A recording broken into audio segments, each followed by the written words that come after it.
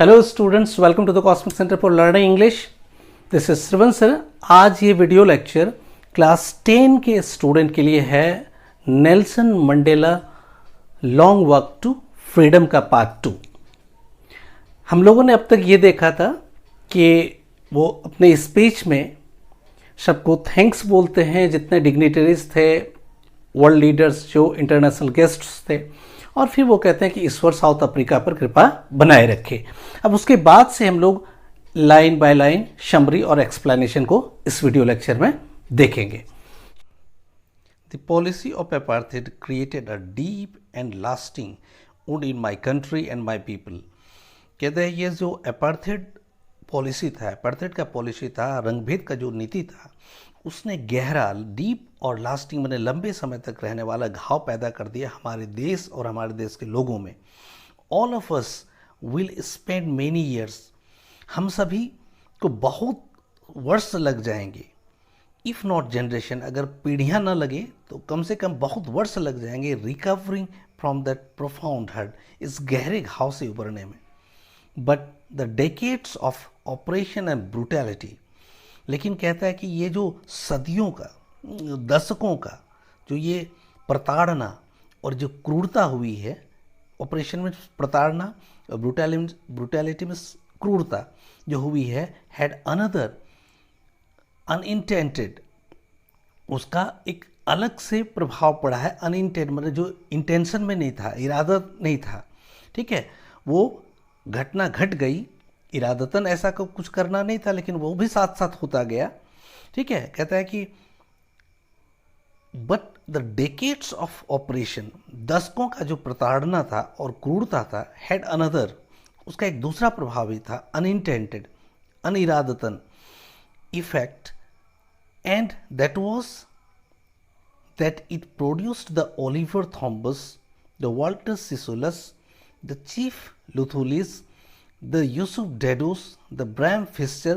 कहते हैं कि उस प्रताड़ना और क्रूरता के कारण एक दूसरा जो प्रभाव हुआ, जो अनिरादतन था, कि इन जैसे महान देशभक्त और क्रांतिकारी जो अपना जीवन का बलिदान देने वाले साहसी लोग पैदा किया। उसमें से इतने नाम जो मैंने अभी गिने, उसके अलावा the Robert Sobukwes of our time, man of such extraordinary, ये सब ऐसे व्यक्ति थे, ऐसे असाधारण क्षमता वाले व्यक्ति थे, असाधारण करेज वाले व्यक्ति थे, ठीक है। एक्स्ट्राऑर्डिनरी करेज, एक्स्ट्राऑर्डिनरी करेज मतलब है कि असाधारण साहस वाला, हिम्मत वाला, असाधारण विजडम वाला, और असाधारण उदारता, उदारता ऐसी कि अपने प्राण भी वो दे दिए। That their like may never be known again, शायद उस तरह के लोग फिर कभी सुनने में नहीं आएंगे, जानने में नहीं आएंगे। फिर अब कहने का मतलब ऐसे लोग शायद अब आगे भविष्य में नहीं होंगे। इतना महान कद, इतना महान प्रतिभा, इतना महान हिम्मत, इतना महान बुद्धि वाले लोग।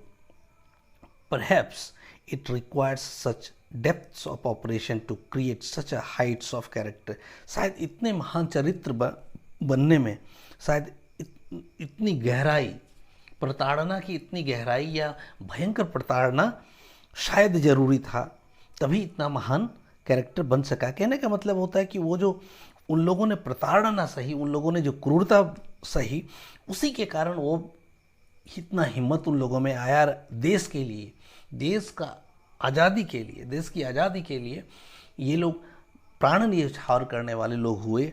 और इतनी हिम्मत, इतनी बुद्धिमता और इतनी उदारता कि जिसने अपनी जान को भी देने में कोई परवाह नहीं किया। वही कहते हैं कि शायद इतने महान कैरेक्टर इतना कष्ट सह के ही उभर पाते हैं। कहने का तात्पर्य ये है, my country is rich in minerals, मेरा जो देश है वो खनिजों से भरा पूरा है, संपन्न है। रिच मैंने समृद्ध, संपन्न। And James that lie beneath it soil, और भी जो जेम्स स्टोन होता है, जो कीमती पत्थर वगैरह, जैसे डायमंड हो गया, गोल्ड हो गया वगैरह वगैरह, तो कहते हैं James that lie beneath it soil, जो इस धरती यानी साउथ अफ्रीका की धरती के नीचे दबा है, but I have always known that its greatest wealth is its people. लेकिन मैं हमेशा से जानता रहा हूँ और हमेशा से मेरा मानना है कि इस देश का असल संपत्ति यहाँ के लोग हैं. फाइनर एंड ट्रूअर, ये बहुत पवित्र, फाइनर मतलब होता है कि बहुत शुद्ध, पवित्र और सच्चे लोग हैं. देन द प्योरेस्ट डायमंड, किससे तुलना की जा रही है उन लोगों की? प्योर हीरे से, शुद्ध हीरे से भी ये लोग ज़्यादा शुद्ध और ज़्यादा सत्य हैं. आगे कहते हैं it is from this comrades in the struggle, कहता है इन्हीं कॉमरेड से, कॉमरेड मतलब साथी, इन्हीं साथियों से, ठीक है, इस संघर्ष में, संघर्ष स्ट्रगल मतलब जो आज़ादी की लड़ाई उन लोग लड़ रहे थे, आज़ादी के लिए जो संघर्ष कर रहे थे, that I learn the meaning of courage. तो कहता है इन्हीं लोगों से मैंने सीखा कि हिम्मत, साहस का अर्थ क्या होता है. टाइम एंड अगेन, कहता है बार बार, I have seen men and women risk and give their lifes. मैंने देखा है कि अपनी जान को लोगों ने, बार बार मैंने देखा लोग अपने जान को किस तरह से जोखिम में डालते थे, अपना जीवन न्यौछावर कर देते थे फॉर एन आइडिया, किसके लिए? एक विचार के लिए, फॉर एन आइडिया, एक विचार के लिए. I have seen man stand up to attacks and torture without breaking. मैंने देखा है ऐसे लोगों को कि बिना टूटे, ठीक है, आक्रमण और प्रताड़ना झेला है, और वो लेकिन अंदर से हौसला छोड़ा नहीं. विदाउट ब्रेकिंग मतलब हौसला नहीं तोड़ने से यहाँ पे मतलब है. आगे देखते हैं.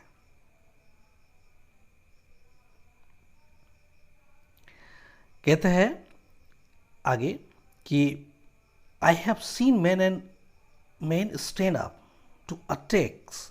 मैंने देखा कि कोई अगर उस पर आक्रमण करता है तो किस तरह से वो उसको सहता है, एंड टॉर्चर, और उसको जो टॉर्चर किया जाता है उसको बर्दाश्त करते हुए मैंने देखा है. I have seen man stand up to attacks and torture without breaking, बिना हौसला खोए, ठीक है, टूटा नहीं. वो आक्रमण सहा, वो प्रताड़ना सहा, लेकिन टूटा नहीं. Showing a strength and resilience, उन्होंने अपना एक ताकत दिखाई, एक दृढ़ता दिखाई, दैट डिफाइज द इमेजिनेशन, जो कल्पना को भी मात देता है. मैंने कल्पना में भी ऐसी हिम्मत और कल्पना में भी ऐसा दृढ़ता कोई सोच नहीं सकता, कोई देख नहीं सकता. I learned that courage was not the absence of fear.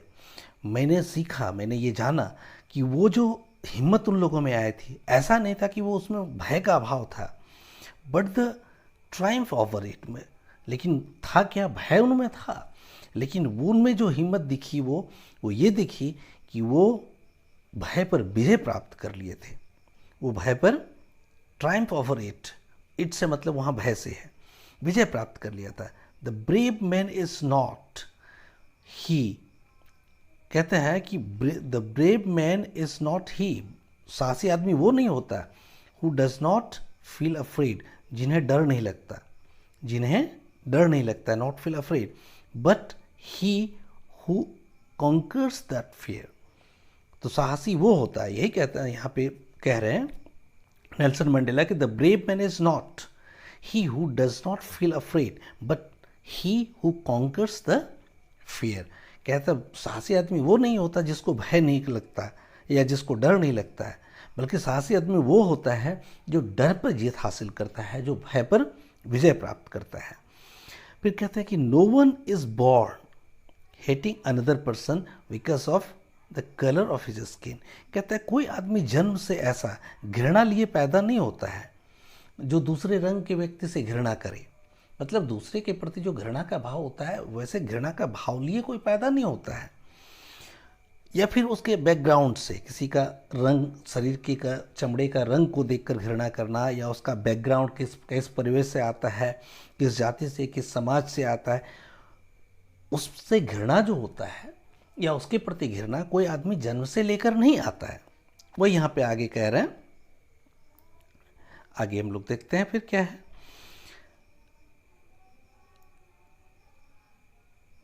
No one is born hating. No one is born hating another person because of the color of his skin.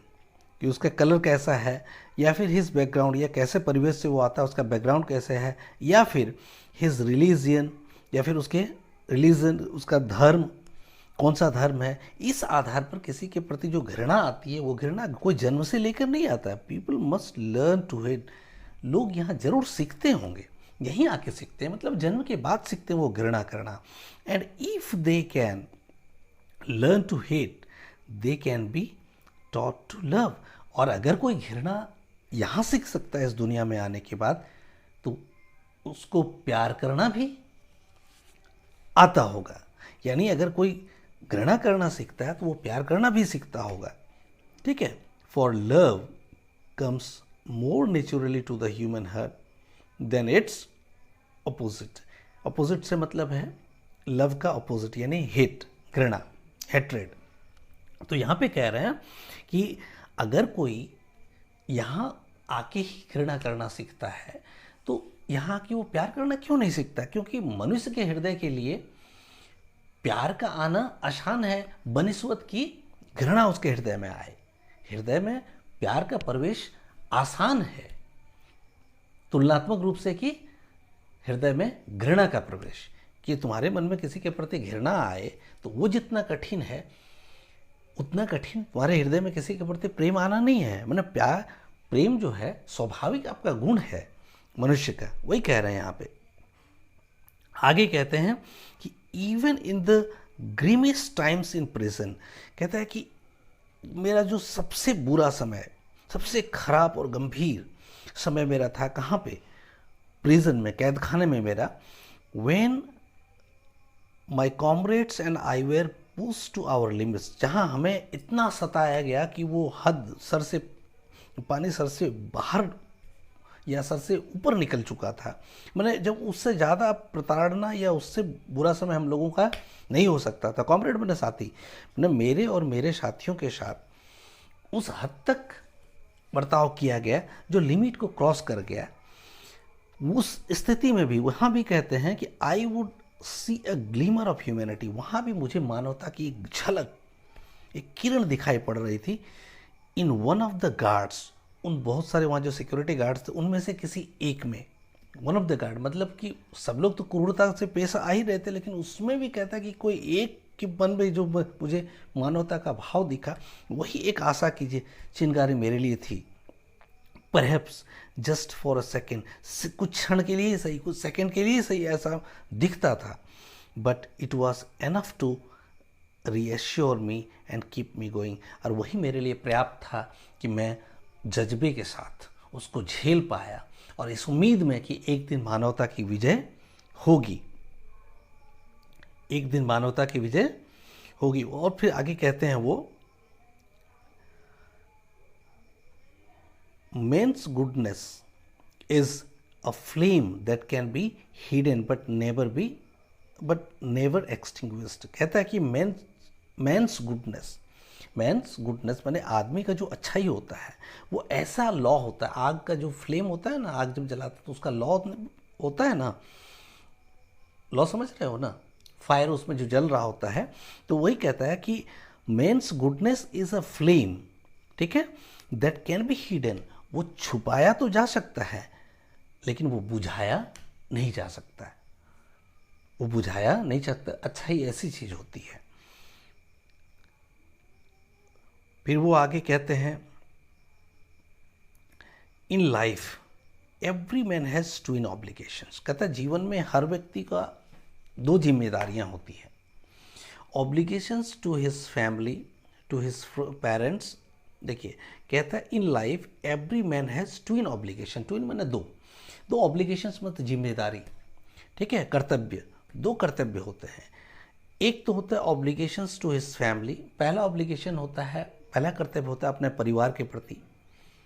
To his parents, अपने माता पिता के प्रति। To his wife, उन्हें family के जो part हैं, माता पिता, अपने पत्नी और अपने बच्चे and children.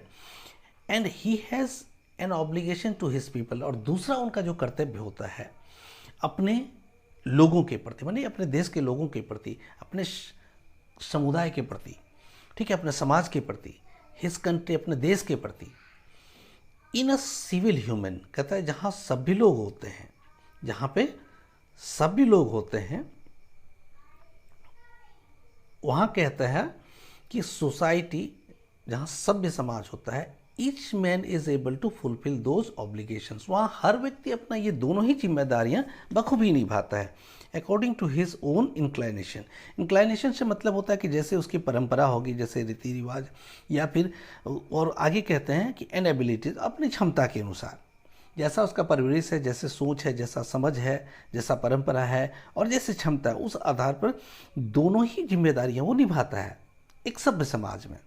But in a country like south Africa, लेकिन एक देश दक्षिण अफ्रीका जैसे, it was almost impossible for a man of my birth, वहाँ पे मेरे जैसे जन्म लेने वाला व्यक्ति, यानी कहने का मतलब जो काले रंग वाले जो लोग होते थे, ठीक है, मेरे बर्थ मतलब जैसे नेल्सन मंडेला के जिस समाज से जन्म हुआ था, जिस तरह के स्किन टोन वाला व्यक्ति वो था, कहता उस तरह के लोगों को वहाँ पर, कहाँ पर, साउथ अफ्रीका में ये जिम्मेदारियाँ निभाने नहीं दी जाती थी। वही कहता है कि ये असंभव था for a man of my birth and colour, मेरे कलर और मेरे जन्म के लोगों का, यानी मेरे तरह के लोगों के लिए, fulfil both of those obligations, ये दोनों ही जिम्मेदारियां उन्हें पूरा करने नहीं दिया जाता था। इन साउथ अफ्रीका में a man of colour who attempted to live as a human being was punished and isolated, कहता है कि जो वहाँ पे हम मेरे रंग के जो लोग थे, यानी काले लोग, वहाँ के मूल निवासी वहाँ के जो थे, वो लोग जब एक मनुष्य की तरह जीना चाहता था तो उन्हें सजा दी जाती थी और उन्हें परिवार से अलग कर दिया जाता था, आइसोलेट कर दिया जाता था समाज से, परिवार से। In South Africa a man who tried to fulfil his duty to his people, और वहाँ साउथ अफ्रीका में मेरे जैसे लोग जब वो अपने लोगों के प्रति, अपने समाज के प्रति जिम्मेदारी निभाना चाहता था, कर्तव्य निभा जाना चाहता था, was inevitably ripped from his family, उसको अपने परिवार से ही अलग कर दिया जाता था, काट दिया जाता था, एंड हिज होम, घर से अलग कर दिया जाता था, and was force to live a life apart, और अकेला जीवन रहने के लिए मजबूर कर दिया जाता था। ट्विलाइट एग्जिस्टेंस ऑफ सीक्रेसी, कहीं पे ले जाके डाल दिया जेल में, या कहीं ऐसे जगह पे रख दिया, ठीक है, जहाँ पे वो मतलब गुमनाम सा रहता और एक रेबेलियन की तरह, एक विरोधी दुश्मन जैसे कानून को तोड़ने वाला होता, विद्रोही की तरह रहने के लिए मजबूर होता।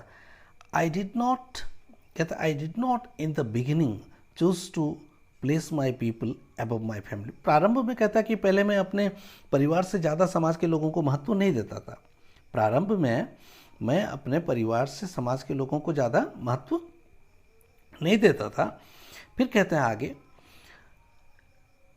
But in attempting to serve my people, लेकिन जब मैं अपने लोगों का, यानी अपने देश के लोगों का, अपने समाज के लोगों का मैं सेवा करना चाहा, प्रयास किया, I found that I was prevented from fulfilling my obligations, तो मुझे लगा कि उससे मुझे रोका जा रहा है, ये कर्तव्य मुझे निभाने से रोका जा रहा है।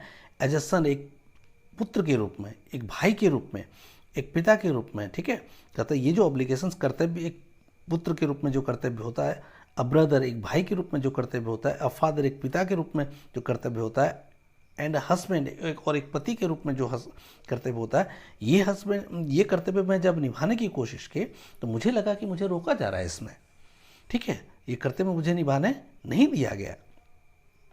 फिर आगे कहते हैं,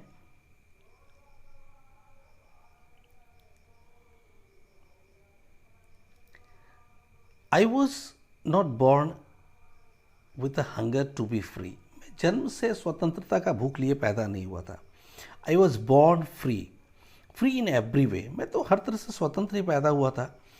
दैट आई कुड नो, मुझे जो पता है, ठीक है, मुझे जो पता था, तो उस जन्म से मैं हर तरह से स्वतंत्र ही था। Free to run in the fields, मैं स्वतंत्र रूप से खेतों में दौड़ सकता था, मेरे नियर माई मदर्स हट, मेरी माँ की झोपड़ी के आसपास, यानी मेरी माँ का जो घर था उसके आसपास खेतों में मैं दौड़ सकता था फ्री, मुझे कोई रोकने वाला नहीं था। Free to swim in the clear stream, साफ झरनों में मैं तैर सकता था स्वतंत्र होकर, and ran through my village, अपने गांव में दौड़ सकता था, फ्री टू रोस्ट मेलिस, में अनाज को पका सकता था आग में, अंडर द स्टार, आसमान के नीचे, and ride the broad back of slow moving bulls, और धीरे धीरे चलने वाले जो बैल होते हैं उसके कंधों पर मैं राइड कर सकता था, मैंने उसकी सवारी कर सकता था, मैंने कोई रोकने वाला नहीं था बचपन में। As long as I obeyed my father and abided by the customs of my tribe, कि अगर अपने पिता की आज्ञा का पालन करता और मेरे जो ट्राइब, मैंने अपने उसके जो समाज थे उसके रीति रिवाज के अनुसार मैं अगर सब कुछ करता, तो मुझे इन सारे कार्यों में कोई रोकने वाला नहीं था, मैं स्वतंत्र था पूरी तरह से। आई was not troubled by the loss of man, उस समय मुझे कानून के लोग भी नहीं रोकते थे, और नहीं भगवान। ठीक है, मैंने इन कार्यों में मुझे किसी ने कोई रुकावट कभी नहीं डाला, मैं स्वतंत्र ही था। अब आगे कह रहे हैं, it was only when I began to learn. ठीक है, ये तब होना शुरू हुआ जब मैं ये सीखना शुरू किया, दैट माई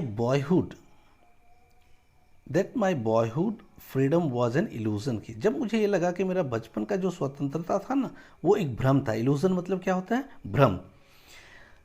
बात समझ में आ रही है कि जब तक मैं बचपन में था कि अपने पिता का बात मानता, उसके बाद समाज के जो मेरे ट्राइब का रीति रिवाज था उसके अनुसार से जीता, तो मैं हर चीज़ के लिए स्वतंत्र था, तो वो बचपन था मेरा, हम उस समय उसी को स्वतंत्रता समझते थे। लेकिन जब हम वही कहता है कि आगे कहते हैं कि it was only when I began to learn that my boyhood freedom was an illusion, जब मैं बड़ा होने लगा और ये समझने लगा कि वो जो बचपन की मेरी जो स्वतंत्रता थी वो स्वतंत्रता वास्तव में थी नहीं, वो मेरा एक भ्रम था। When I discovered as a young man, जब मैं यंग मैन के रूप में जब ये मुझे पता चला, मैंने जब पाया that my freedom had already been taken from me, कि मेरी स्वतंत्रता मुझसे छीन ली गई है, that I began to hunger for it, तब मैं स्वतंत्रता के लिए तड़पने लगा, यानी स्वतंत्रता की भूख मुझ में जगी। At first as a student, पहले तो स्टूडेंट के रूप में, एक छात्र के रूप में मेरे स्वतंत्रता के लिए भूख जगी। I wanted freedom only for my self, मैं उस समय जब स्टूडेंट था तो मैं अपने लिए केवल स्वतंत्रता चाहता था। The transitory freedoms of being able to stay out at night, उस समय जो एक क्षणिक स्वतंत्रता जिसको कह सकते हैं कि मैं रात में बाहर रह सकूं, मैं पढ़ सकूं, what I pleased and go where I chose, कि जो चाहूँ मैं रात को जग सकूं, देर तक कहीं भी जा सकूं, मैं जो चाहूँ मैं पढ़ सकूं, ठीक है, जहाँ चाहूँ वहाँ मैं जा सकूं। ठीक है, उस समय इतना ही स्वतंत्रता की मेरी इच्छा थी। Later as a young man in Johannesburg, और जब मैं यंग मैन के रूप में जोहान्सबर्ग में रहता था, I yearned for the basic and honourable freedoms of achieving my potential of earning my keep, और जब मैं जोहान्सबर्ग में यंग मैन के रूप में रहता था तो उस समय एक स्वतंत्रता चाहते थे कि मैं अपना खुद का अर्निंग कर सकूं, मेरा जो पोटेंशियल है उसको मैं इस्तेमाल कर सकूं, मेरी जो अपनी क्षमता है, और उस क्षमता के अनुसार से अपने जीने के लिए, जीवन यापन के लिए मैं कमा सकूं, ठीक है, धन अर्जित कर सकूं, मतलब जीवन यापन के लिए मेरा, ऑफ मैरिंग, मैं शादी कर सकूं, एंड हैविंग फैमिली, और परिवार में रख सकूं, the freedom not to be obstructed in a lawful life. तो कहता है कि जो अगर हम कानूनी ढंग से जीते हैं, मैंने कोई गैर कानूनी काम नहीं करते हैं, तो उसमें कोई बाधा नहीं पड़ती है, ठीक है, उसमें कोई बाधा नहीं पड़नी चाहिए। आगे कह रहे हैं, but then I slowly saw that not only was I not free but my brothers and sisters were not free, जब मुझे ये पता लगा कि केवल मैं ही, मेरी स्वतंत्रता नहीं छीन ली गई है, मैं ही परतंत्र नहीं हूँ, बल्कि ये देखने में लगा कि ये मुझे पता चला कि मेरे भाई बहन सभी, यानी साउथ अफ्रीका के सभी लोग मेरे रंग के जो थे, यानी वहाँ के रहने वाले जो मूल निवासी हैं, सभी लोगों की स्वतंत्रता छीन ले गई, वो कोई स्वतंत्र नहीं है। उसके बाद फिर कहते हैं, I saw that it was not just my freedom that was curtailed, मुझे लगा कि ये केवल मेरी स्वतंत्रता में कटौती नहीं की गई है, but the freedom of everyone who looked like I did, बल्कि उन सभी लोगों की स्वतंत्रता को छीन ली गई है, उसको रोक दी गई है जो मेरे तरह लोग थे, मेरे तरह कहने का मतलब होता है मेरे रंग का, that is when I join the African national Congress. इसलिए मैंने जब अफ्रीकन नेशनल कांग्रेस ज्वाइन किया, उसमें शामिल हुआ उस पार्टी में, and that is when the hunger for my own freedom became the greater hunger for the freedom. और कहता तब फिर मेरी अपनी जो स्वतंत्रता की भूख थी वो अब बड़ा स्वतंत्र, मैं बड़ा भूख में बदल गया, मैंने अब भूख मेरी बड़ी हो गई। और वो भूख किसका, आगे कहते हैं hunger, greater hunger for the freedom, greater hunger for the freedom of my people, मेरे लोगों की स्वतंत्रता के लिए, मतलब साउथ अफ्रीका के लोगों की स्वतंत्रता के लिए। It was this desire for the freedom of my people to live their lives with dignity and self respect that animated my life. और कहता जब ये भूख जगी मुझ में कि मेरे जितने भाई बहन हैं, यानी मेरे जैसे जो लोग साउथ अफ्रीका में हैं, वो एक सम्मानित जिंदगी, यानी लाइफ्स विथ डिग्निटी, डिग्निटी मर्यादा, सम्मान के साथ, आत्मसम्मान के साथ, मर्यादा के साथ जी सके। ठीक है, उस वो इच्छा जब मेरी पैदा हुई कि इन लोगों को भी सम्मान के साथ जीने का अधिकार है, मर्यादा के साथ जीने का अधिकार है, और इनकी स्वतंत्रता छीन ली गई है, इनको वापस मिलना चाहिए। जब ये भूख मुझ में आई, ठीक है, इस तरह की स्वतंत्रता की भूख मुझ में जब जगी, तो फिर मेरे जीवन में एक एनिमेशन आया, मैं फिर ज़्यादा मैं ऊर्जावान हो गया। कहने का मतलब that transformed a frightened young man into a bold man. तो मेरी जो एक डरपोक लड़का क्या हो जाता है उस समय, वो साहसी हो जाता है। ठीक है, यहाँ पे कहते हैं फ्राइटेंड यंग मैन, यानी डरा हुआ एक लड़का, ठीक है, एक यंग मैन क्या हो जाता है, बोल्ड हो जाता है, साहसी हो जाता है। That drove a law abiding attorney to become a criminal. तो कहता है लॉ अबाइडिंग, जो कानून के मारने वाले जो अटॉर्नी थे, मैंने एक ये जुडिशियरी का पोस्ट जैसे वकील होता है उस तरह से, तो कहता है law abiding attorney to become a criminal, वो फिर उसको क्रिमिनल होने के लिए मजबूर हो गया। और क्रिमिनल इसलिए कहा जाता था क्योंकि सरकार की जो नीति थी वहाँ के लोगों को सताने का, उसके खिलाफ खड़े होते हैं। तो सरकार की जो बनाई नीति के खिलाफ हो गए तो उसको अपराध माना जाता है। इसलिए हालांकि वो अपराध नहीं कर रहा था, वो अपने लोगों की स्वतंत्रता के लिए, अपनी स्वतंत्रता के लिए लड़ रहा था। ठीक है, लेकिन वो माना जाने लगा। ठीक है, that drove a law abiding, इसलिए कहते हैं कि उस लॉ अबाइडिंग अटॉर्नी को अब यहाँ पे क्रिमिनल कहा जाने लगा, वो क्रिमिनल बन गया। That turned a family loving husband into a man without home. अब कहते हैं एक परिवार से प्यार करने वाले जो लोग थे, ठीक है, यानी खुद के बारे में वो कह रहे हैं कि एक ऐसा आदमी जो अपने परिवार से प्यार करता था अब बेघर हो गया। ठीक है, विदाउट अ होम मतलब बेघर हो गया। That forced a life loving man to live like a monk. अब कहता है जो अपने जीवन से प्यार करने वाला व्यक्ति अब एक सन्यासी हो गया। I am no more virtuous, अब मैं सद्गुण वाला नहीं रहा। सेल्फ सेक्रीफाइसिंग, अब कहता है कि मैं वर्चुअस मतलब होता है सद्गुण, अच्छे गुण वाला। ठीक है, ये कानून की नज़र की बात कर रहा है, वो तो अच्छे थे ही थे। तो कहता I am no more virtuous, अब मैं वर्चुअस नहीं रहा। Self sacrificing than the next man. ठीक है, कहता है दूसरे आदमी की तुलना में मैं अब वर्चुअस और सेल्फ सेक्रीफाइसिंग नहीं रहा। ठीक है, सेल्फ सेक्रीफाइसिंग मतलब दूसरे के लिए जो खुद का प्राण दे, खुद को बलिदान करे, ऐसा मैं नहीं रहा। But I found that I could not even enjoy the poor and limited freedoms. मुझे देखा दिया गया कि मेरी जो छोटी सी स्वतंत्रता थी, अब कहता है कि वो उसमें भी लिमिटेशंस डाल दिए गए। ठीक है, that I could not even enjoy the poor and limited freedoms I was allowed when I knew my people were not free. कि जब ये मुझे पता चला कि मेरे लोग स्वतंत्र नहीं हैं, उस समय तक मेरी जो थोड़ी सी आज़ादी थी वो भी छीन ली गई। ठीक है, वो आज़ादी भी छीन ली गई। अब आगे क्या कहते हैं वो देखिए, फ्रीडम इज इनविजिबल। आगे वो कहते हैं, ठीक है, कि फ्रीडम इज इनविजिबल, स्वतंत्रता अदृश्य होता है, वो दिखता नहीं है। ये भाव है एक, the chains on any one of my people were the chains on all of them. ये मतलब ये होता है कि बेड़ी लगना मतलब केवल बेड़ी में सही में बांधे रखना नहीं, बल्कि आपको अगर कानूनी तौर पर आपको स्वतंत्र रहने की आज़ादी नहीं है, आपको आपके विचारों की आज़ादी की स्वतंत्रता नहीं है, आपको जीने का अधिकार नहीं है, तो वो चेन लगा हुआ ही कहा जाएगा, बेड़ियों में जकड़ा हुआ ही कहा जाएगा। वही कह रहे हैं कि फ्रीडम इज इनविजिबल, स्वतंत्रता अदृश्य है, वो दिखता नहीं है। The chains on any one of my people, कहता है कि the chains on any one of my people, कि अगर किसी भी मेरे किसी भी लोगों के पैरों में अगर जंजीर है, ठीक है, मैंने किसी के को अगर जंजीर से बांधा गया, चेन किया गया, चेन से बांधा गया है, people were the chains on all of them, तो उसका मतलब है कि वो सभी पर वो बेड़ियां लगी है, चेन लगा है, ठीक है।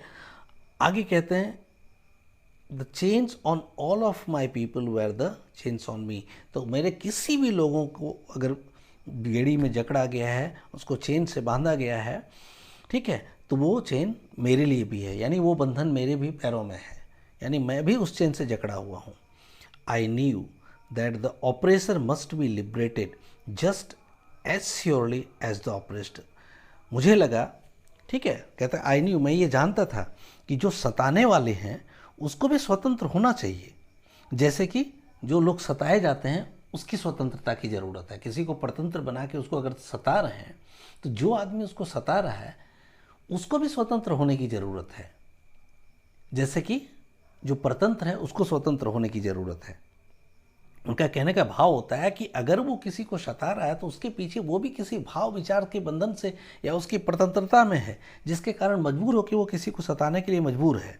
वो कहने का तात्पर्य था उनका, कहता a man who takes away another man's freedom, कि एक आदमी जो दूसरे की स्वतंत्रता को छीन लेता है, is a prisoner of hatred, वो किसी घृणा का गुलाम है। यानी उस व्यक्ति के हृदय में अगर नफरत नहीं, नफरत उसको बांध नहीं रखा है, तो नफरत के कारण ही तो वो किसी को सता रहा है।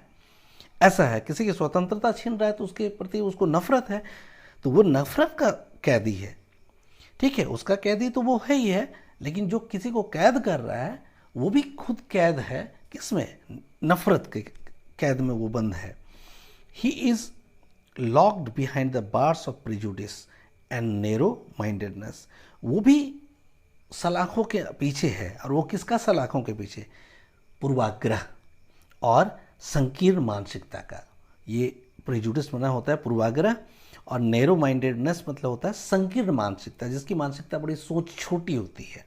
और प्रिजुडिस मतलब होता है पूर्वाग्रह, हम किसी को पहले से मान बैठे कि वो आदमी खराब है, भले वो बढ़िया रहे लेकिन हम उसको खराब पहले मान बैठे इसलिए हमको लगता है खराब है। तो वही कह रहा है कि वो भी प्रिजुडिस यानी पूर्वाग्रह और संकीर्ण मन के सलाखों के पीछे, साला बार्स मतलब सलाखा, जो जेल में छड़ होता है ना जिसके अंदर कैदियों को रखा जाता है, वो कहा, उसी के लिए यहाँ पे बार्स का प्रयोग हुआ है।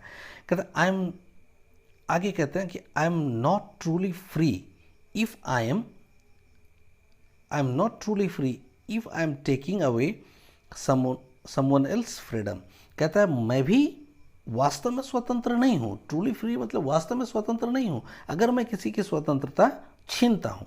समवन एल्स मतलब किसी दूसरे की स्वतंत्रता को मैं अगर छीनता हूँ, टेकिंग अवे मैंने लेना, छीनना, तो अगर मैं किसी की स्वतंत्रता को छीनता हूँ इसका मतलब मैं भी स्वतंत्र नहीं हूँ। Just as surely as I am not free when my freedom is taken away from me, मैं उसी तरह से जैसे कि मेरी जब स्वतंत्रता छीन ली गई तो मैं जैसे स्वतंत्र हो गया, वो भी उसी तरह से स्वतंत्र हो गए। The oppressed and the oppressor alike are robbed of their human